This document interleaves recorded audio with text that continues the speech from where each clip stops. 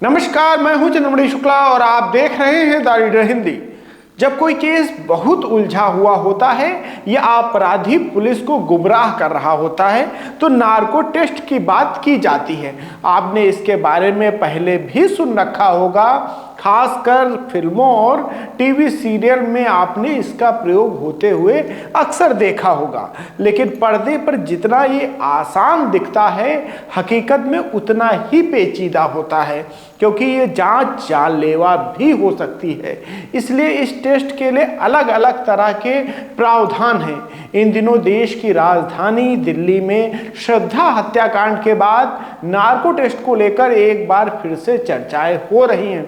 तो इस मुद्दे को लेकर हम आज बात करेंगे कि अपने देश में इस टेस्ट के लिए कानूनी प्रावधान क्या है, इसके साथ ही इसके लिए सुप्रीम कोर्ट की गाइडलाइन क्या है, वहीं इस जांच की प्रक्रिया क्या है और इसमें कितना जोखिम है, इस पर भी हम आज बात करेंगे। नार्को टेस्ट को लेकर ये कहा जाता है कि ये जांच जानलेवा भी हो सकती है, यानी टेस्ट के दौरान थोड़ी सी भी चूक में जान जा सकती है। इसलिए जांच प्रक्रिया के लिए बाकायदा नियम बनाए गए हैं। वहीं सुप्रीम कोर्ट ने भी अपने एक फैसले में कहा है कि नार्को एनालिसिस, ब्रेन मैपिंग या पॉलीग्राफ टेस्ट बिना आरोपी के सहमति के नहीं किए जा सकते, जिसके तहत नार्को टेस्ट कराने के लिए व्यक्ति की रजामंदी जरूरी होती है और उसकी सहमति के बाद ही इस जांच की प्रक्रिया को आगे बढ़ाया जाता है।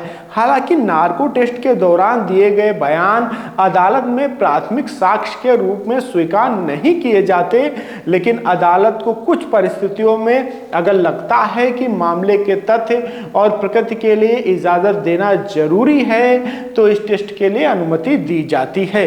अगर नार्को टेस्ट के दौरान होने वाली प्रक्रिया की बात करें तो पहले आरोपी को फॉरेंसिक साइंस लेबोरेटरी में भेजा जाता है, जहां उसे इस जांच के बारे में विस्तार से बताया जाता है, जिसके बाद जांचकर्ता का मनोवैज्ञानिक और जांच अधिकारी के साथ एक सत्र भी होता है। साथ ही लेबोरेटरी के विशेषज्ञ आरोपी के साथ बातचीत करते हैं। इस दौरान आरोपी की सहमति भी ली जाती है। इसके बाद जब मनोवैज्ञानिक संतुष्ट हो जाते हैं कि आरोपी प्रक्रिया को पूरी तरह से समझ गया है तो उसकी डॉक्टरी जांच कराई जाती है। इसके बाद नार्को टेस्ट शुरू होता है। विशेषज्ञों के अनुसार नार्को टेस्ट के दौरान मॉलिक्यूलर लेवल पर व्यक्ति के नर्वस सिस्टम में दखल दी जाती है। आरोपी को नींद जैसी अवस्था में लाकर अपराध के बारे में प्रमाणित सत्य प्राप्त करने की कोशिश की जाती है। इस दौरान इंजेक्शन की डोज व्यक्ति के लिंग, आयु, स्वास्थ्य और शारीरिक स्थिति के हिसाब से तय की जाती है।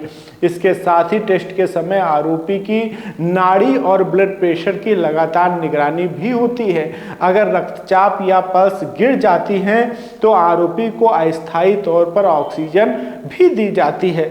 इस तरह के नार्को टेस्ट की बात की जाए तो अब तक कई मामलों में अदालत ने नार्को टेस्ट की जांच की इजाजत दी है।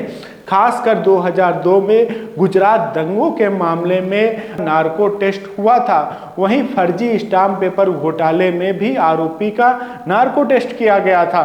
साल 2007 में निठारी कांड और 26/11 के मुंबई आतंकी हमले के मामले में पकड़े गए पाकिस्तानी आतंकी अजमल कसाब पर भी नार्को टेस्ट का विशेष रूप से उपयोग किया गया था। हाल के वर्षों में जटिल अपराधों की गुत्थी को सुलझाने के लिए जांच एजेंसियों ने नार्को टेस्ट पर जोर दिया है। नार्को टेस्ट से जांच एजेंसियों का काम काफ़ी आसान हो जाता है। इससे जांच एजेंसियां आसानी से मुलजिम तक पहुंच जाती हैं। दरअसल कई बार अपराधी अपने अपराध से मुकर जाता है।